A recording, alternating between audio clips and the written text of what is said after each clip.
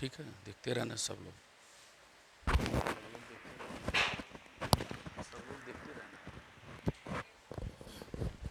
चले।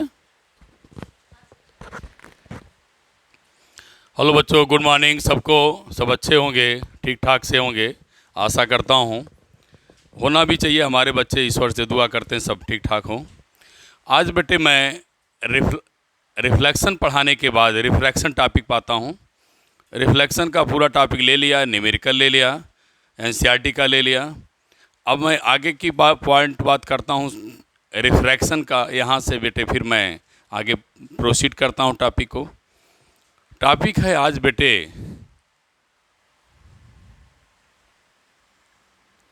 टॉपिक का नाम क्या है? Refraction of light.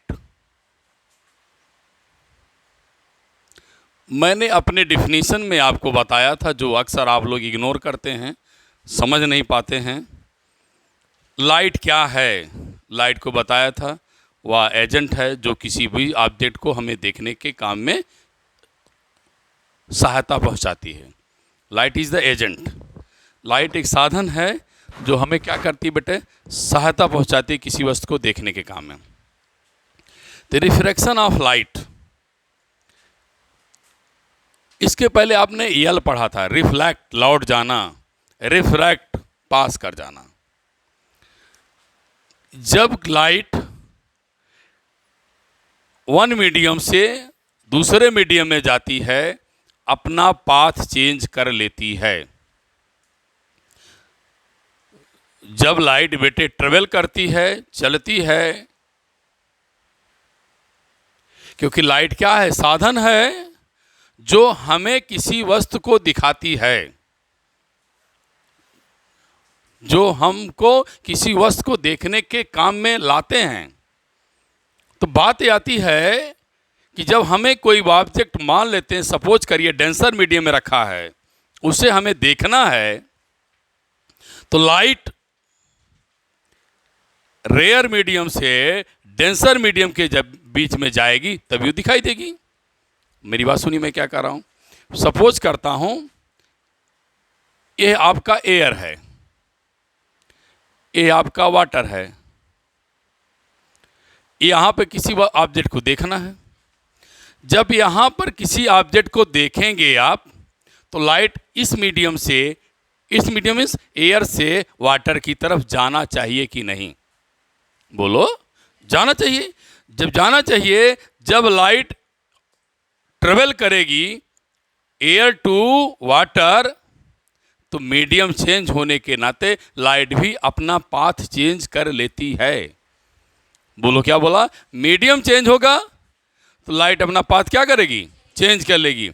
जब लाइट अपना पाथ चेंज करती है, this phenomena is known as refraction of light. मेरी बात को समझा मैं क्या बताया? लाइट एक साधन है जिसके सहारे हम किसी ऑब्जेक्ट को देख सकते हैं। किसी ने क्या किया? मीडियम चेंज कर दिया। पहले एयर रखा, बाद में वाटर रखा, वाटर में किसी भी ऑब्जेक्ट को रख दिया। बोलो बेटा, रख दिया तो लाइट कहाँ चलेगी? एयर से वाटर। जब एयर से वाटर चलेगी, चूंकि वाटर का मीडियम चेंज है, लाइट अपने पाथ को क्या करेगी? This phenomenon is known as. हाँ, तो मैं अब लिख रहा हूं, यहां पर डिफिनेशन लिखूं, यहां पर लिखता हूं, लिखते रहेंगे आप भी हमारे साथ। द फिनोमेना ऑफ, मैं बोल रहा हूं, आप लिखते चलेंगे। The phenomena of, the phenomena of change of, change in of नहीं, change in the path of light, change in path of light as it travels from one medium to another medium is called refraction of light। मेरी बिटिया सब लोग समझ गई होंगी, बहुत अच्छे शब्दों में मैं समझाया, बहुत टफ नहीं समझाया। बोलिए आया ना? क्विक रिवीजन कर दूं। मैं लाइट की बात कहा तो सर बेटे हमारे कह रहे हैं सर आपने बताया था लाइट एक साधन है जो किसी भी मीडियम को किसी भी ऑब्जेक्ट को, सुंदर वस्तुओं को, पैसा रुपया सब कुछ देखने का काम आता है, एक एजेंट है, साधन है। तो किसी ने क्या किया, वाटर में ले जाके किसी ऑब्जेक्ट को रख दिया। बोलो यार, जब वाटर में ले जाके किसी ऑब्जेक्ट को रख दिया तो हमारी लाइट कहाँ चलेगी? एयर से वाटर की तरफ। जब एयर से वाटर चलेगी तब क्या होगा? लाइट अपना पाथ क्या करेगी? चेंज कर लेगी। जब लाइट अपना पाथ चेंज कर लेगी, शब्द सुनिए, लाइट अपना पाथ चेंज कर लेगी तो एक कंडीशन हो गई, एक फिनोमेना हो गया, एक परिकल्पना हो गई, एक अवधारणा हो गई कि अवधारणा मीन्स फिनोमेना, फिनोमेना मीन्स जो अपने इस एक्टिविटी को दिखाए, तो उसको लोगों ने नाम दे दिया कि नेचर में हर जगह होगा। That is named by the refraction of light. तो मैंने बच्चों से लिखा दिया, डिफिनीशन बना दिया, phenomena change in path of light travel from one medium to another medium. जब एक मीडियम से दूसरे मीडियम में जाएगा तो अपना पाथ चेंज करेगा। दिस फिनोमेना, जिस अवधारणा, इस परिकल्पना को हम क्या बोलता है बेटा? बोलो यार। हाँ, रिफ्लेक्शन है। आइए बात करते हैं, इसके कुछ कंडीशंस हैं उस पर हम डिस्कस करते हैं। अब बेटे, अब कुछ छोटी छोटी बातें हैं, मेरे बच्चे ध्यान से देख लें, शायद उनको मैं समझा पाऊँ जल्दी सी। 3 केस है, ठीक। अब तीसरी केस क्या है बेटे? ये एयर है या वाटर है? ये एयर और वाटर है, कैसा पाथ मिलता है? बेटे अगर कोई रे एयर से वाटर जाएगी, रेयर मीडियम से डेंसर मीडियम जाएगी, तो वह बेटे अपना पाथ चेंज कर लेती है। मेरे बच्चे बताओ, अपना पाथ चेंज कर लेती है। सुन लो, क्या करती है? पाथ चेंज कर लेती है। तो मेरे बेटे बता, तू ये दूर जाएगी कि पास? दूर जाएगी पास? मैं जान के गलत बनाया हूं, बताओ आप। एयर से डेंसर जाएगी तब मैं कह रहा हूं। हाँ, मैं जान के बताया कि देखिए भूल गए ना 10th का। ऋचा जी भूल गई सब। हाँ, हमको पता है, देखिए हम भूल गए आप लोग। हम थोड़ा सा अगर मैंने 10th का सोचा बच्चे हमारे बताएं तो भूल गए, तो इसलिए मैं बेसिक पढ़ा रहा हूँ। ये बेटे नॉर्मल के पास आएगी। ये नॉर्मल के क्या आएगी? पास। कब बेटा? जब रेयर से कहाँ जाएगी? डेंसर में। तो रेयर से डेंसर जाएगी तो आई और आर लिख दो, तो आर क्या मिल जाएगा? छोटा मिल जाएगा। नहीं समझ में आया? बोला करो भाई, आ गया ना? चलिए, ये वाटर है और ये एयर है, पलट दो। डेंसर से रेयर चलेंगे तो क्या करेंगे? दूर जाएंगे। अगर नहीं याद आता है तो मैं बता दूं एक याद करने का तरीका। डेंसर माने भीड़, डेंसर माने भीड़, रेयर मीन्स भीड़ नहीं। ये मालिक्यूल से पास होंगे ना डेंसर में, इसका मतलब भीड़ है, डेंस है, और क्या है? एयर है। सही बात है। तुम एयर से बिना भीड़ से भीड़ में जाएंगे तो भीड़ वाले आपका पास जरूर बदल देते हैं। बोल पे नहीं करेंगे, बस सब भूलेंगे तो नहीं ना? भूलेंगे नहीं ना?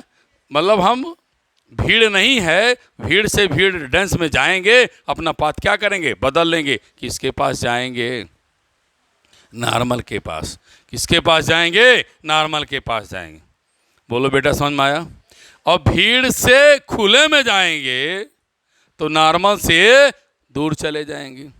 बोल बाबा। अगला, अब इस रे को हमने नॉर्मल ना आ?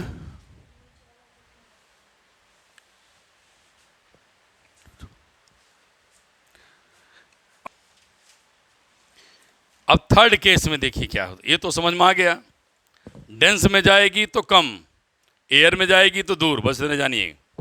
अब भाई इसकी बात करो, नॉर्मली इंसिडेंस करेगी बेटा। अच्छा ये सोचो, नॉर्मल जब इंसिडेंट करेगी तो जो आई यहाँ है ये यहाँ जाएगा, तो आई अपनी वैल्यू क्या बताएगा? 0। आई अपनी वैल्यू क्या बता लेगा? 0 बता लेगा। जब आई 0 है तो आर भी क्या मिलेगा? 0 मिलेगा। नहीं समझ में आया बेटा? आई क्या है? 0 है, तो आर भी क्या दिखाई दे रहा है? 0, क्योंकि कोई भी एंगल बना नहीं रहे हैं। अब आइए लॉ ऑफ रिफ्लेक्शन देखें।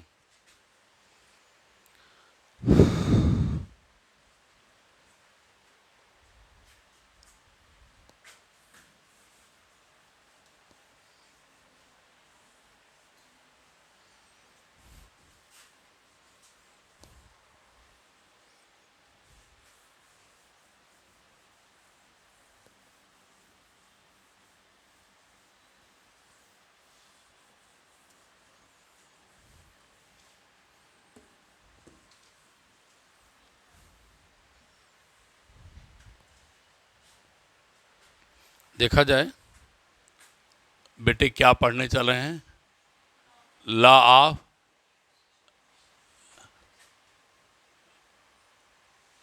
Refraction of light.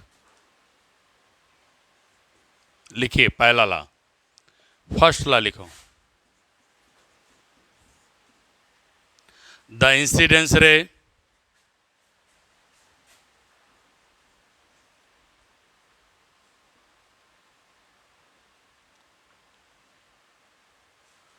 refracted ray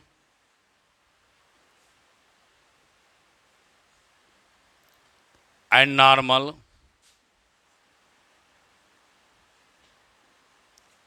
lie in same plane।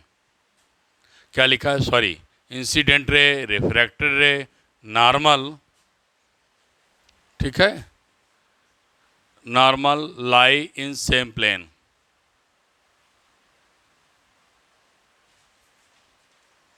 lie in same plane। Second law, the ratio of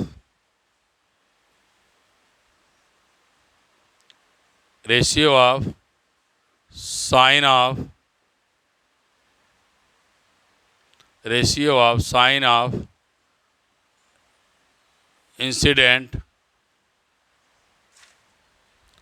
to the ratio of sine of incident ratio of sine of angle of incidence लिखना था। Angle of incidence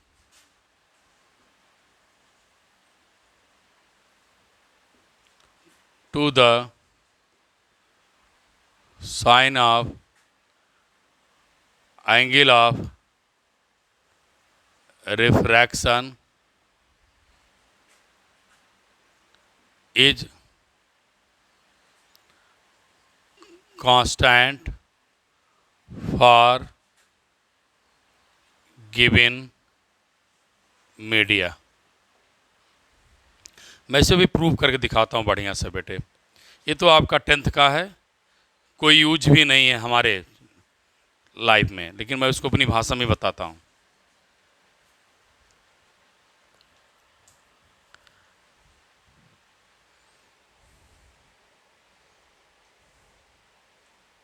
देखिए लिख रहा है ratio of sine of angle of incidence, ratio of sine of angle of incidence to the sine of angle of refraction equal to क्या बेटे?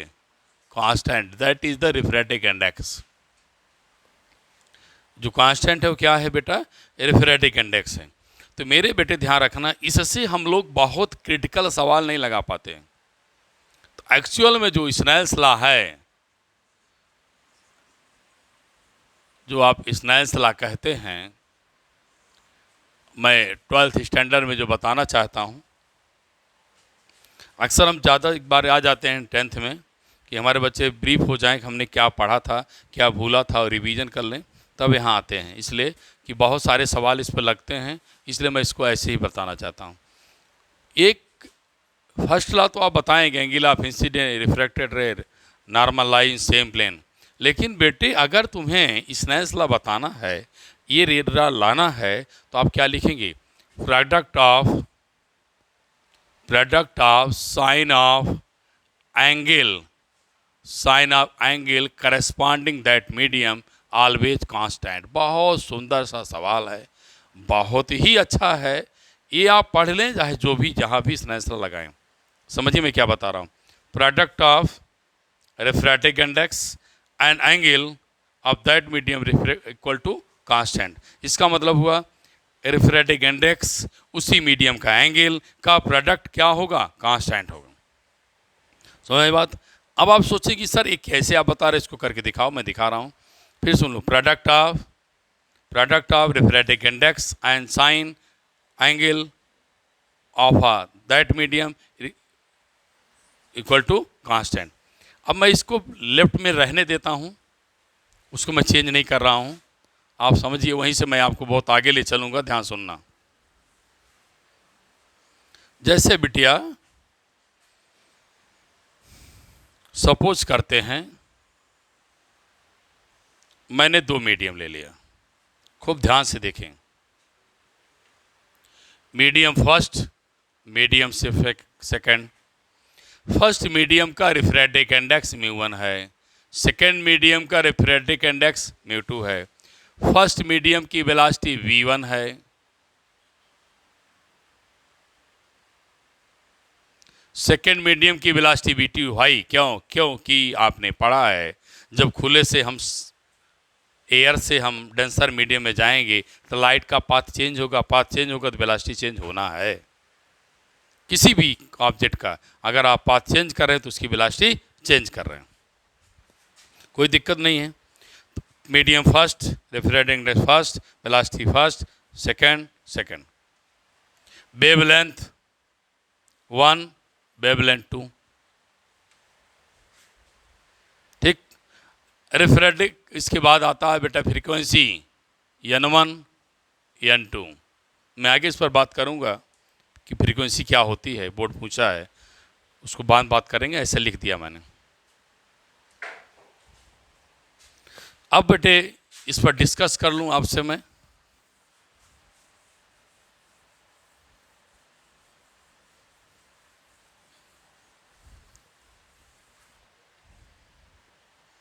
कैसे solve करेंगे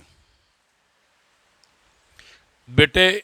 जब हम स्नेल्स लॉ लगाएंगे, मैं यहाँ लिख रहा हूँ, फिगर वहीं रहने दीजिए, कई बार हमें यूज करना है बेटे। बाय स्नेल्स लॉ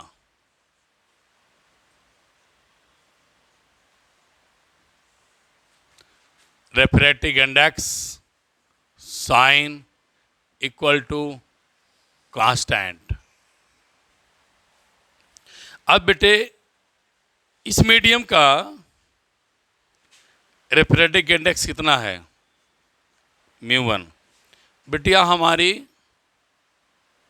एंगल आई मान लें, एंगल आर मान लें। तब क्या करेंगे? 1 में एंगल क्या है? आई। सेकंड में एंगल क्या है? आर। बस। अगर ये कांस्टेंट है तो तुम बार बार पढ़ते आए हैं, μ1 sin θ1, μ2 sin θ2, μ3 sin θ3, μ4 sin θ4। Constant equal पाए जाएंगे। क्या पाए जाएंगे? इक्वल पाए जाएंगे। तो इस मीडियम का रिफ्रैक्टिव इंडेक्स, इस मीडियम का एंगल, इस मीडियम का रिफ्रैक्टिव इंडेक्स, इस मीडियम का एंगल। तो मेरे बेटे आप सुन, देख बेटे क्या मैं लिखने जा रहा हूँ। यही पढ़ते थे, साइन आई अपान क्या मिलेगा? Sine r. यहाँ क्या मिलेगा? μ2 अपान क्या? μ1। बोल यार, आया समझ में? बोल नहीं रहे हैं? आ रहा है? अब देखिए आगे आप क्या लिखते थे, और 1 2 1 2 का मतलब light travel from first medium to second. बहुत ऊंची चीज़ है बेटे, अगर नहीं पढ़े तो कोई सवाल टच करने की हिम्मत मत करना। आपको लग रहा है सर हमारे स्नेल्स लॉ पढ़ा रहे, नहीं, मैं न्यूमेरिकल को भेदने की तैयारी कर रहा हूँ। अब न्यूमेरिकल कैसे भेदेगा, कैसे न्यूमेरिकल लगाएगा, ये दिमाग में रख लो बेटा।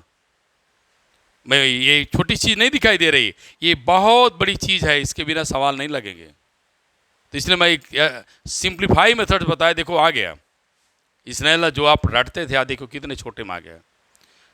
μ1 साइन आई, μ2 साइन आर। तो sine i upon sine r करो, क्या हो जाएगी, μ2 अपान μ1। लाइट कहाँ चलेगी, पहले मीडियम से दूसरे मीडियम में। अब बेटे इसी को हम आगे चल के स्टैंडर्ड फॉर्म म्यू लेते हैं। अब आप सोचोगे सर म्यू क्यों लेते हैं, सुनते चलिए, अब मैं बहुत कुछ बताना चाह रहा हूं, समझिए। अब मैं इसको यहां पर छोड़ करके फिर मैं बात करूंगा। इफ केस कर दूं, यहां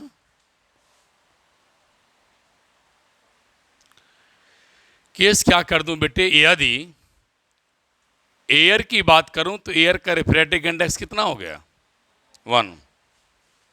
किसी मीडियम का ले लें तो क्या मान लिया, उस मीडियम का क्या है, म्यू। बोलो तो बिटिया हमारी क्या लिखेगी, μ2 का स्थान पे म्यू रखेगी, μ1 का स्थान पे 1 रखेगी। बोलो, और यहां क्या कहेगी, एयर, यहां क्या करेगी, मीडियम। बोले यार, बोलती क्यों नहीं, उसे क्या कहोगी, मीडियम। क्या बोलोगे, मीडियम। कुछ गलत हो गया क्या, कुछ गलत नहीं हुआ, व्यवस्थित अभी पूरा करने नहीं। साइन अपान क्या मिलेगा, साइन आर।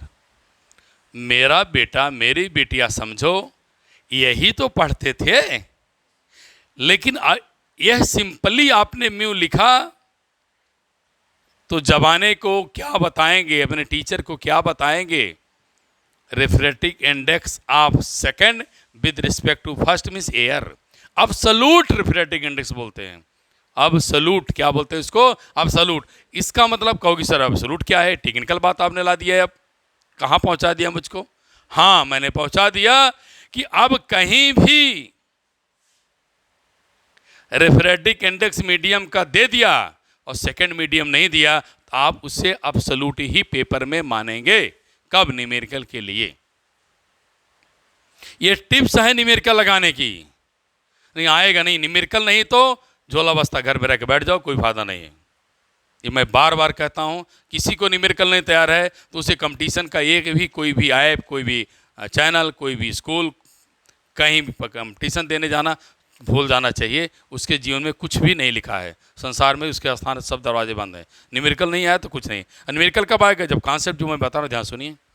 अगर कोई सिंपली लिख दिया, मैं बताऊंगा न्यूमेरिकल लगाते समय, मैंने नोट्स में बताया, अपने शब्दों में पिरोया है कि जब केवल अकेला कोई रहेगा रिफ्रैक्टिव इंडेक्स, वाटर ऐसे में लिख दिया 80, वाटर 80 लिख दिया, तो अब आप यहां पर वाटर 80 रख देंगे। अगर मैंने कहा वाटर टू ग्लास, तो वाटर का रिफ्रैक्टिव इंडेक्स कितना दे दिया, नहीं वाटर का 80 नहीं, सॉरी, जैसे मान लीजिए ग्लास का कुछ भी ले लो, किसी का मिल लीजिए, सपोज करिए यहाँ पर रिफ्रैक्टिव इंडेक्स सिंपली मैं लिख दिया ग्लास का मान लीजिए 1.5 हो गया। ग्लास का कितना हो गया, 1.5 मतलब 3/2 हो गया। अब मैं सिंपली दे दिया कि बेटे ग्लास का क्या है, 1.5 है, तो मेरा बच्चा यहाँ लिख देगा क्या, 1.5/1 IOR की वैल्यू रख देगा। बोलो समझ गए, ऐसे न्यूमेरिकल लगेगा। और किसी ने बेटे अगला रूल क्या अप्लाई किया कि यहां पर कहता नहीं ये 3/2 है, ये 5/2 है, ये आपका ग्लास है,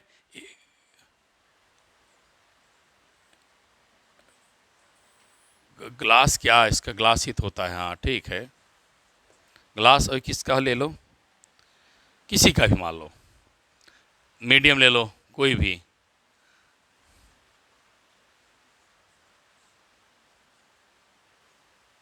मीडियम ले लो, कोई भी ले लो, ठीक है, ये ले लिया मैंने। जब आप इसका न्यूमेरिकल लगाने चलेंगी तब क्या करेंगे बेटिया, सोचो भैया, सोचो बताओ।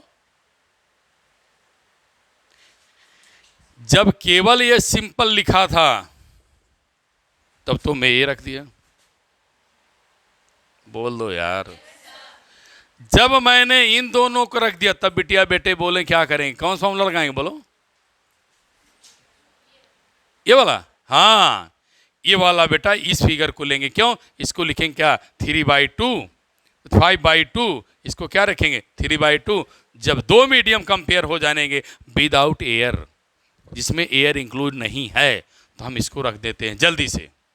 और जिसमें एयर ही केवल है, एक मीडियम दिया है, तो उसके रिस्पेक्ट में हम एयर मान लेते हैं, अपने आप इसको रख देते हैं। कभी कभी न्यूमेरिकल में क्या होगा, मैं एक और स्टार बना रहा हूं, रेफ्रेक्टिव इंडेक्स ग्लास लिख दिया 3/2, तो मेरे बेटे बिना किसी से पूछे एयर ले लेंगे, और ले लेंगे एयर ले लेंगे। तो देखो अभी ये लिखा था और मैं ये ले लिया, प्रूफ कर दिखा रहा हूं। देखिए क्या मेरी बिटिया के क्या लिखे, ग्लास अपान क्या एयर, यही तो लिखा था बेटे। 1 से 2 जाएंगे तो 2 अपान क्या रखेंगे 1, एयर से ग्लास जाएंगे तो क्या लिखेंगे ग्लास अपान एयर, बोल यार, ग्लास अपान एयर। तो ये क्या है 3/2, एयर क्या है 1। देख मैं क्या समझाया सही, फिर वही आ गया तेरा आंसर बेटा, फिर वही आ गया। क्यों, क्योंकि जैसे बेटे ते पढ़ा था भैया हमारा, वैसे मैं फिर ला दिया जो बोर्ड में आपको लिखा है। यही सब होते हैं बेटे कॉन्सेप्ट, अगर ये नहीं क्लियर है, वही आप भटकते हो, सर सवाल नहीं आ रहा है, छोटे मोटे सवाल भी हमसे लगवाने की कोशिश करते हो।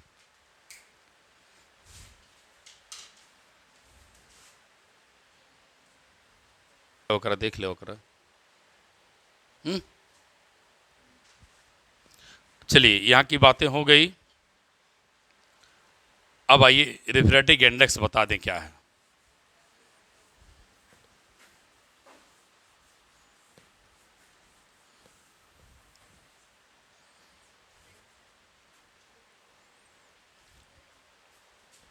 तो बेटे अगर कोई एब्सोल्यूट रिफ्रेक्टिव इंडेक्स पूछेगा तो आप बता भी लेंगे, नहीं बता पाएंगे तो मैं फिर बता दे रहा हूँ, इसको भी समझिए। पहले जानिए कि रिफ्रेक्टिव इंडेक्स क्या, म्यू क्या है। Mu is the refractive index, refractive index for medium. अब इसका आप बात समझ जाइए, हो सकता है आप लास्ट क्लास में भूल गए हैं, मैं रिफ्रेश कर दूं। रिफ्रेक्टिव इंडेक्स क्या करता है, क्या है, किसी मीडियम का वह नेचर है जो लाइट के पाथ को बदलता है। ध्यान सुन लेना, रिफ्रेक्टिव इंडेक्स क्या है, वह मीडियम की प्रॉपर्टी है, नेचर है, जो पाथ को क्या किया था, बदल दिया था। इसलिए मैं लिखता हूं depend upon, depends nature of material. जैसे जैसे मटेरियल चेंज होगा वैसे वैसे बेटा इसका क्या करता है, रिफ्रेक्टिव इंडेक्स चेंज होता है। Nature of material and colours, colour means wavelength. ये मुझे बताना था 10th का ही, लेकिन बताना था कि बेटे रिफ्रेक्टिव इंडेक्स किसी भी मटेरियल के लिए होता है, और वह मटेरियल के नेचर ऑफ मटेरियल और उसके कलर पर भी डिपेंड करता है। फिर मैंने एक और बात बताया था, एब्सोल्यूट रिफ्रेक्टिव इंडेक्स क्या है, बोला था भी आप लोगों से ना, एब्सोल्यूट रिफ्रैक्टिव इंडेक्स, दिखाई दे रहा है, एब्सोल्यूट रिफ्रैक्टिव इंडेक्स क्या है? C upon V, velocity of light in air to the velocity of light in medium is known as refractive index. मेरे बच्चे फुल सुने, ratio of velocity of light in air to the velocity of light in medium is known as क्या बेटे? Refractive index. क्या है बेटा? Refractive index है।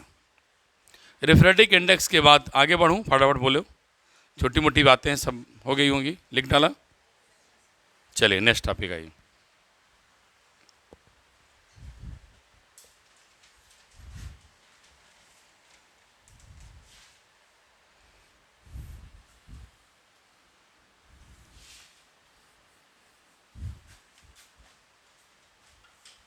देखिए आगे,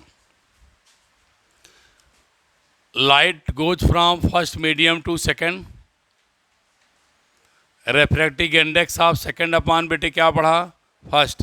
एक नई बात फिर पढ़िए, velocity of light in first medium to velocity of light in second medium. मैं ये भी अप्रूव करके दिखाना चाहता हूँ, आपको अभी ला दूंगा बेटे, ये चीज़ मैं दिखाना चाह रहा हूँ। ऐसा करता हूँ ना, इसको हटा देता हूँ, ऐसे लिखो, mu equal to c upon b. अभी मैं पढ़ाया कि नहीं पढ़ाया? तो अगर मेरे बेटे तू बी लिखेगा तो सी अपॉन क्या मिलेगा? म्यू। तो फर्स्ट मीडियम में velocity of light same, mu one, second velocity of light same, mu two, cancel. अब बोलो क्या आया? Mu two upon mu one आया कि नहीं आया? बोलो। ये आ गया। आया कि नहीं आया? बोलो। ये आ गया। और छोटी सी बातें जल्दी से लिखिए, मैं बताऊं।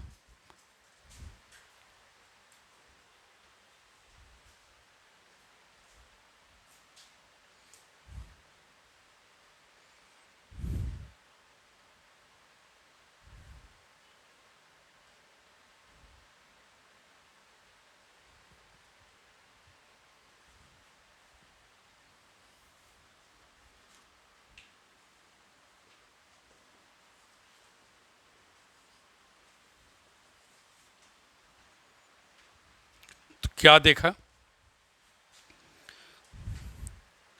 क्या देखा? छोटी सी बात, क्या देखा?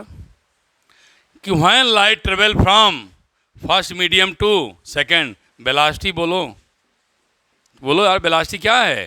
चेंज। तो क्या लिखेंगे? वेलोसिटी। क्या लिखेंगे बेटा? वेलोसिटी क्या है? बोलो। चेंज है। तो चेंज यहाँ लिख रहा हूँ, आप सोचोगे क्यों, अभी कुछ और समझा के तब लिखूंगा। वेलोसिटी चेंज हो गई। अब चलिए आगे फिर। क्या मैं आपको 11 में पढ़ा के लाया है b equal to n lambda? लाया है पढ़ा के ना? बोलो। पढ़ा के लाया है, तो मैं क्या लिख दूं इसको?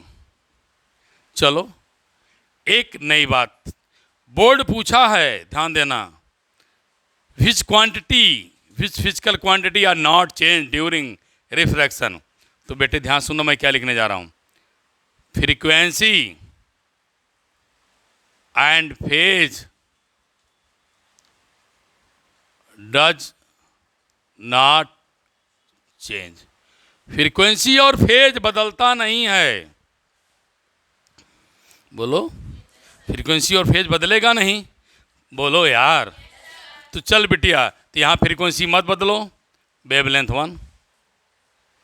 यहाँ फ्रीक्वेंसी मत बदलो, वेवलेंथ 2। एन से एन कैंसिल, 1 म्यू 2 क्या आएगा? म्यू 1 अपान क्या?